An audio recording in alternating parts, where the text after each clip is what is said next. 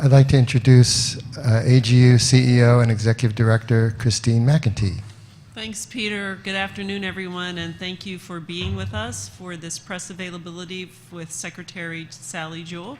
I hope you had a chance to listen to her remarks just a few minutes ago. And this is an opportunity for you to ask the Secretary questions that relate to her role and the Cabinet, leading the Department of Interior, and really instrumental in leading the application of science and research for the benefit of the public. And so she will take those questions. You have any questions about the American Geophysical Union, you could direct those to me. So welcome, Secretary, and we look forward to hearing the interaction this afternoon. Great, thanks. Well, just a quick word for all of you. Thank you for covering this. It is really important that media is engaged in the very important work that's going on here, but more importantly, the complexities of our planet and trying to translate those into plain English for the consumption by people across the United States, and particularly by our elected officials who are setting policy and making decisions that are impacting the work that goes on here and really the future of our planet. So it is great to be here. It's great to be among so many scientists. It's great to be overwhelmed by all the brain power that's here, and your role as media and translating that brain power into things that people can relate to is enormously helpful. So with that, I will presume you've probably heard me talk before, and just be happy to take your questions. I will also say Suzette Kimball in the pink back there, right here, second row, is the leader of the U.S. Geological Survey. She's acting director. She is the president's nominee to be director. She has not yet been confirmed by the Senate because they are taking their time on all presidential appointments, but Suzette has been a tremendous leader of the USGS. So if you got questions specific to USGS and our science, I may pivot to Suzette because she's going to be better able to answer them than I am. So questions? If you could tell us who you're with, that would be really helpful. Rick Lovett, freelance. In your talk, you mentioned Merchants of Doubt. And I don't know whether I've been attending the education symposia, and I'm sure you're up on the fact that the global climate change stuff is ideological more than scientific to a lot of people. I'm wondering, since you talked about climate change and are funding it, what you can do to present it to the ideologically aligned, I guess I would say. Yeah, I would say that it certainly is ideological, but the Merchants of Doubt, the scientists that I think make a profession out of creating doubt, need to be exposed for what they're doing because it impacts all people. It has from things like the dangers of tobacco to acid rain to climate change and other points in between, as the book points out. You know, as you work with people who have strong ideologies, I'd say one of the things that I try and do is find common ground.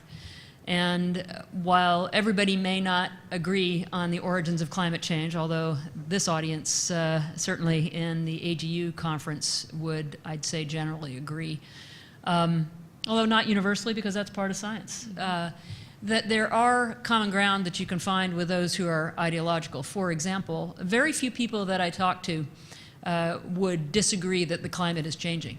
And whether you call it global weirding or global warming, there really aren't very many parts of the country where you don't see change that most of our elected officials in particular have seen within their lifetimes.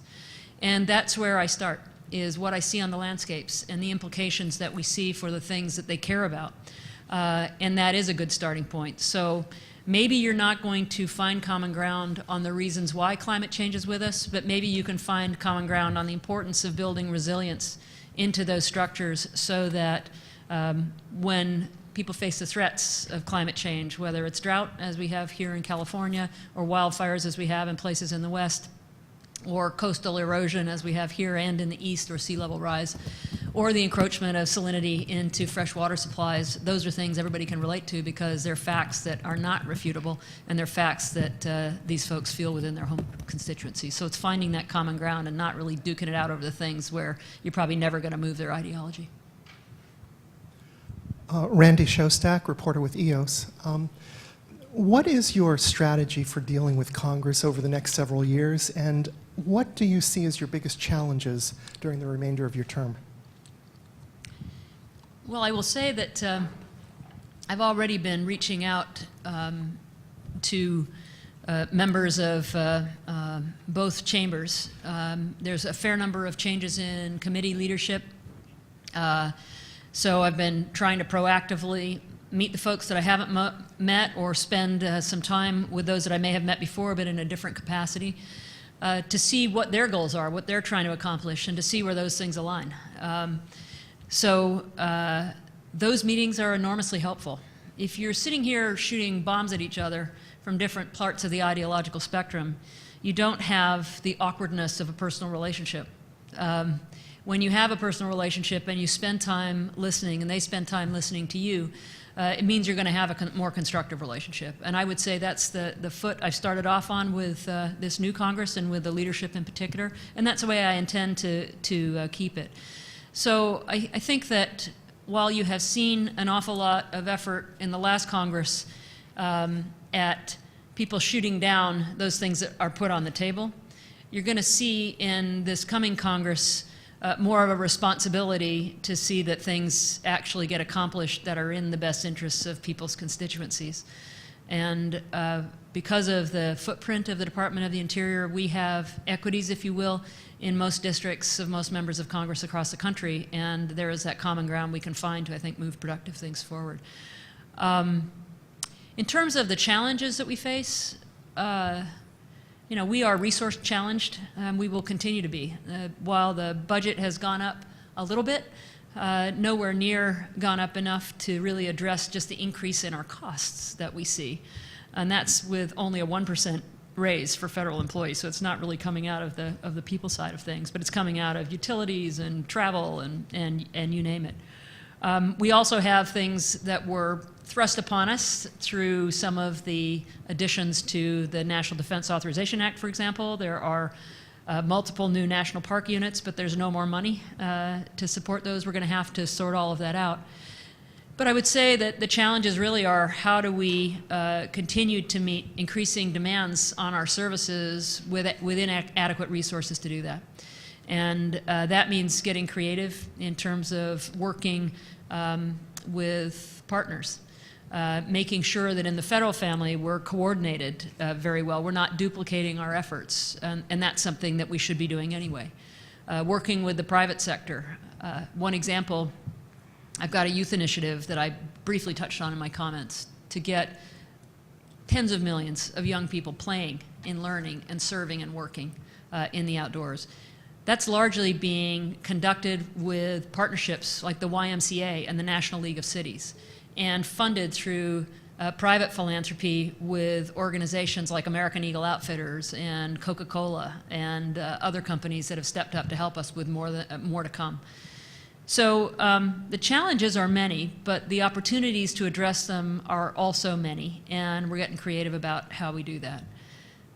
Making material progress on climate change is critically important, and I would say that is the biggest challenge of our time, but I'm also going to say that we have a lot of tools in the toolbox to deal with it, like thoughtful regulation that I talked about before, like understanding the root cause of the problem, like working with industry to address those causes, whether it's gathering the natural gas associated with oil production in the Bakken, or it's dealing with the pneumatic devices and the compressors that emit methane, or it's supporting EPA's efforts on the Clean Power Plant rules. And we play a role in that too because of our work on the extractive industries, but also the Navajo Nation has the largest coal-fired power plant in the country. So I don't take any of them on as challenges that are insurmountable, but opportunities to be creative and to work with some interesting partners and to make sure that elected officials out there know what's really going on.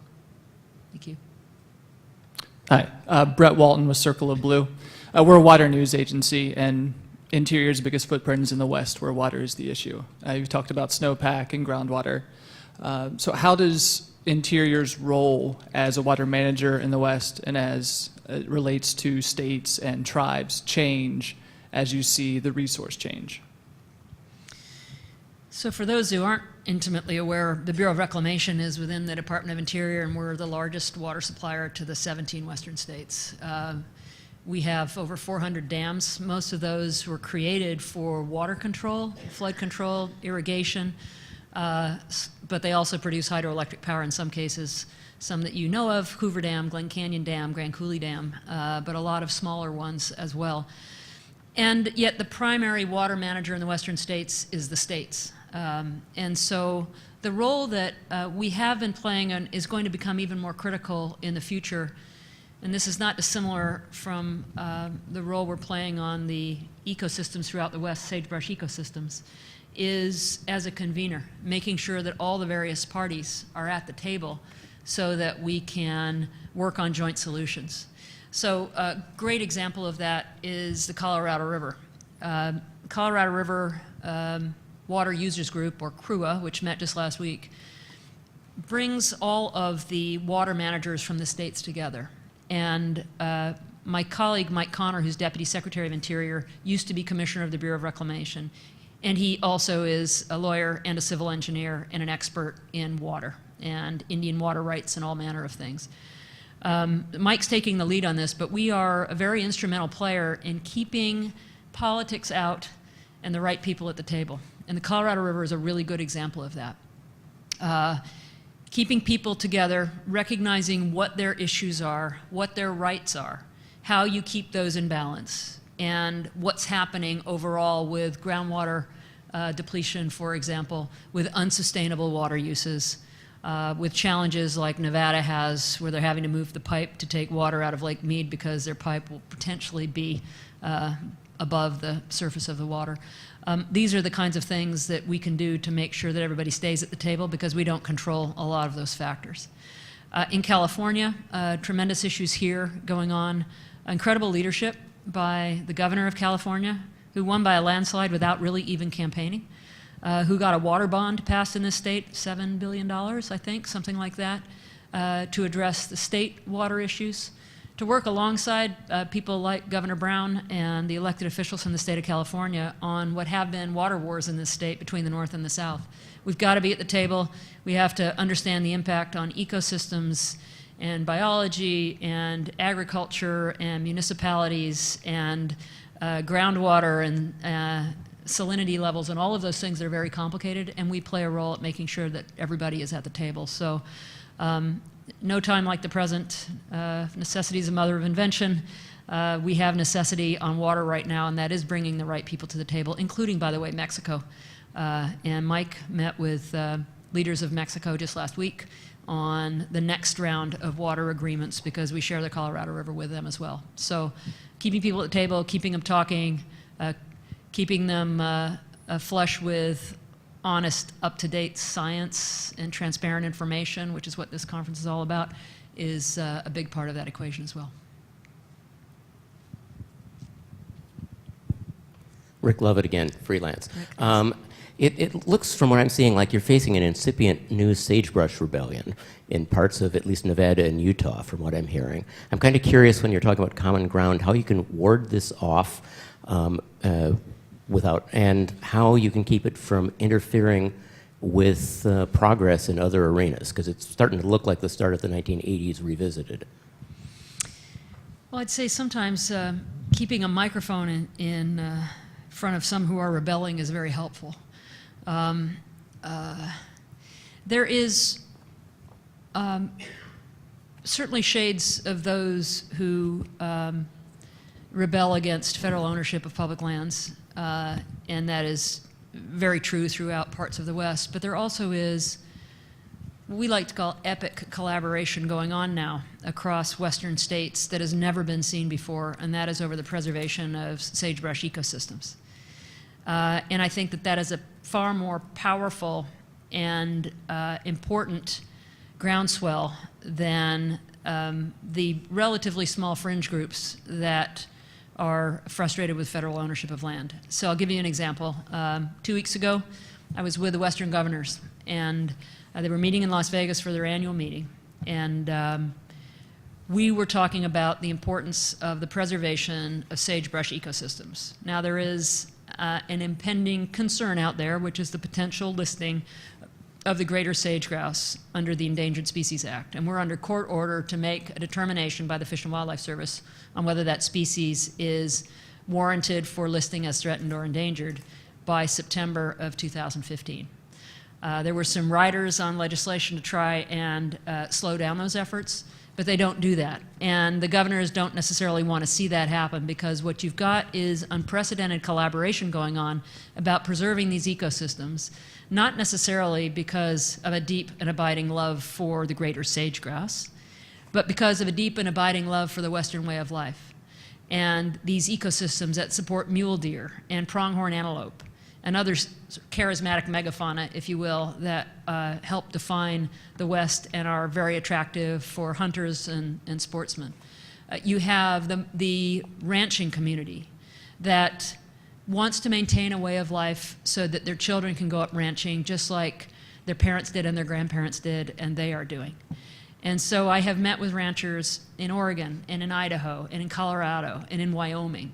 Was in Wyoming with the governor of Wyoming as we signed agreements with 9 different ranchers, candidate conservation agreements with assurances, or CCAAs, that protect the ability of those ranchers to do what they are doing, which is thoughtfully ranching those lands in a way that's compatible with sage grouse habitat, and they're delighted about it. And one of the ranchers, this one from Oregon, coined the phrase, "What's good for the bird is good for the herd." And so that's very helpful. So I was in Idaho with ranchers, standing on a mountain, China Mountain, looking down on one side at pristine sagebrush ecosystems called Brown's Bench. And on the other side, I was looking out over yellow grasslands. Well, those yellow grasslands used to be pristine sage-grouse habitat until they were ravaged by 4 fires in a row, burning 650,000 acres. And that area has been backfilled by cheatgrass, which is a non-native species that is fire-enabled. And we've gone from a cycle of fire of, say, a 30 to 60-year cycle to a 10-year cycle. And in some cases, as in this Murphy complex, it had burned 4 times in the last 10 years. That's bad for ranchers, and they understand that. So in that example, we were talking about rural fire protection associations and the ability of us to work with rural communities so that those who work the landscapes can put the fires out with their equipment, our training, communications between the two. They can bring in reinforcements from the BLM or the Bureau of Indian Affairs or the Park Service or the Fish and Wildlife Service or the Forest Service to support their efforts, but they can get those fires put out before we can even get there.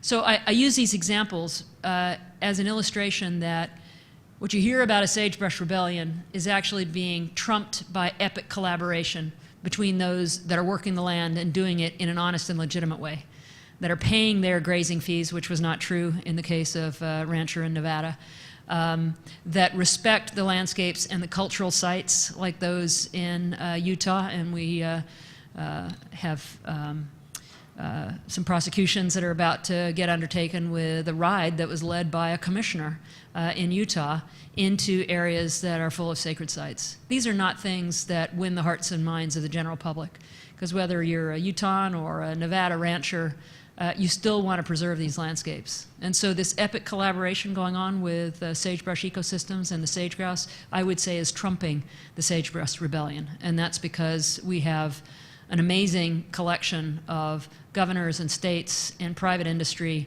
from the oil and gas industry to the ranching industry, that get it and are working collaboratively. So that's the way I look at it, and I'm actually very optimistic. Further questions? Are you a member of the press?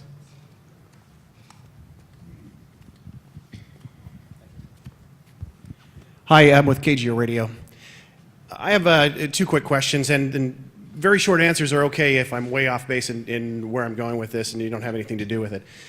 First of all, maybe you can explain briefly how California's water future and Mexico's water future might intersect, because you mentioned Mexico, and I'm just curious about that, because I have no idea.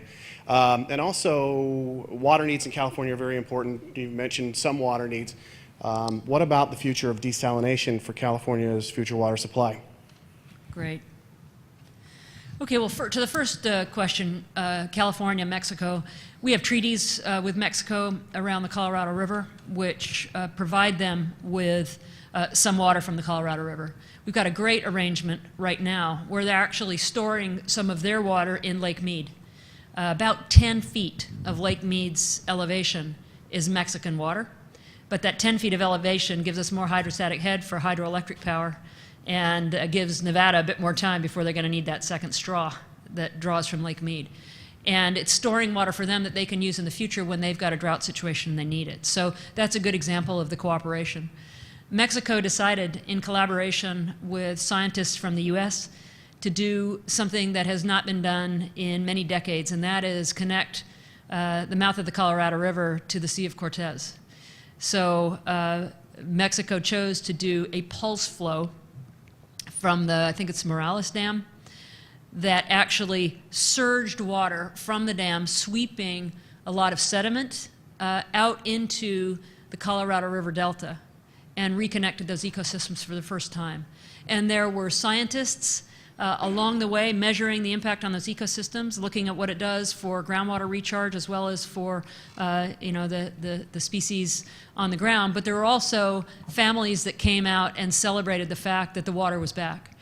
And so we have a great relationship with Mexico and treaty obligations around their water, and they're working with us to address the challenges that we have about lake levels in Lake Mead and hydroelectric power. As far as desalination in California, California is a leader in this already. You have desalination, you have water reuse and recycling. You do a lot of really good things, innovative things around water in the state of California that the rest of the world can learn from. Desalination is very energy intensive, so it is not free.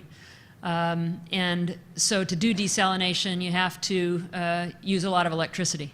That electricity has other consequences, particularly if it is created through the burning of fossil fuels, and so it impacts climate change and so on. But it is also very, very expensive.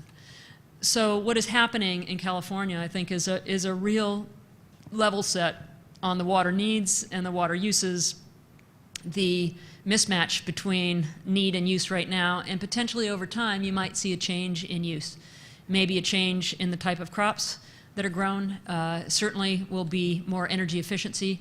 And as I have talked a few times with your governor in California, he is, I think, very committed to helping Californians understand what they can do within their own water use, because it's not necessarily been going down in the way that it could.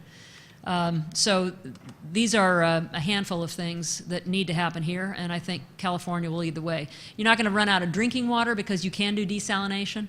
Water is already more expensive than gasoline if you buy it this way. And I think economics will drive a lot of that. But it's a solution, but it's not a magic bullet.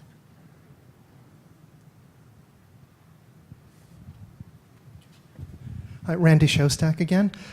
So many issues society faces, as you know, relate to the earth sciences.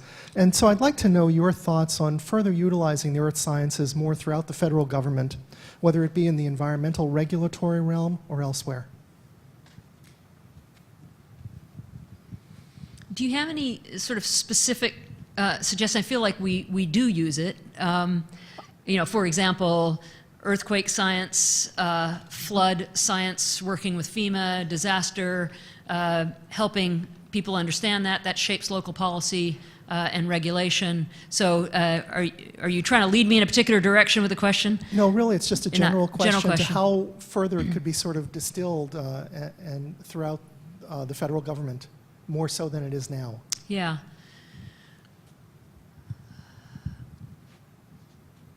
I think that we do a fair amount of data sharing.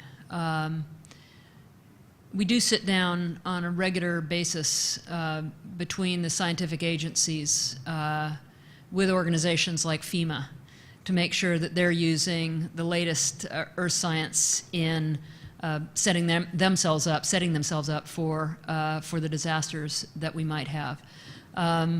We do share data in terms of earth and space sciences that help shape our policy around where we might build or what those building codes might be. And those are mostly local and state, and I think we try and make that data available.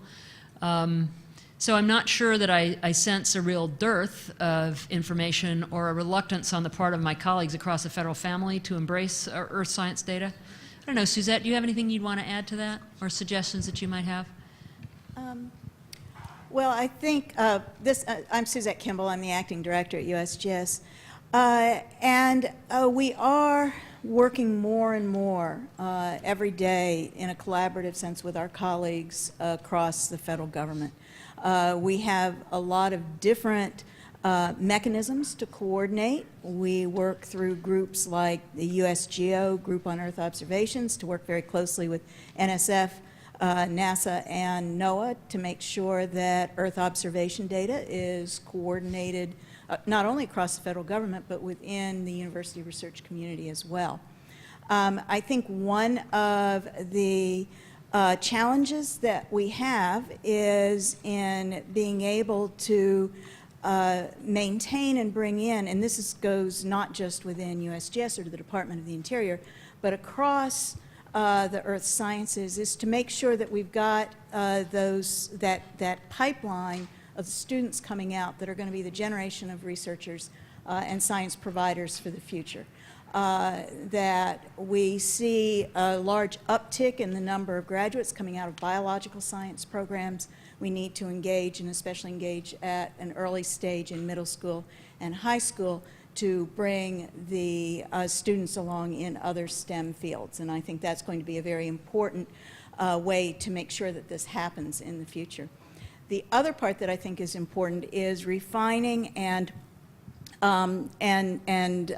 enhancing our communication tools. Yesterday, Kathy Sullivan talked about environmental intelligence, and part of her message there was that we have a lot of data, we have a lot of information, we have a lot of technical analyses. How do we get that information into tools that are usable by the general public and understandable by the general public?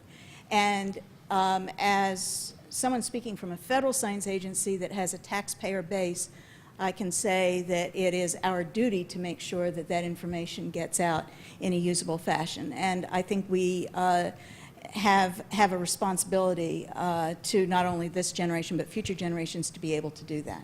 So thanks. We have time for one more question. If the question's quick and my answer's quick, because I got to make a call in 2 minutes. Any other questions? Okay, All so right. thank you everyone for coming. Thanks for your interest. Jewell, for your passion, enthusiasm, and determination. Thank you.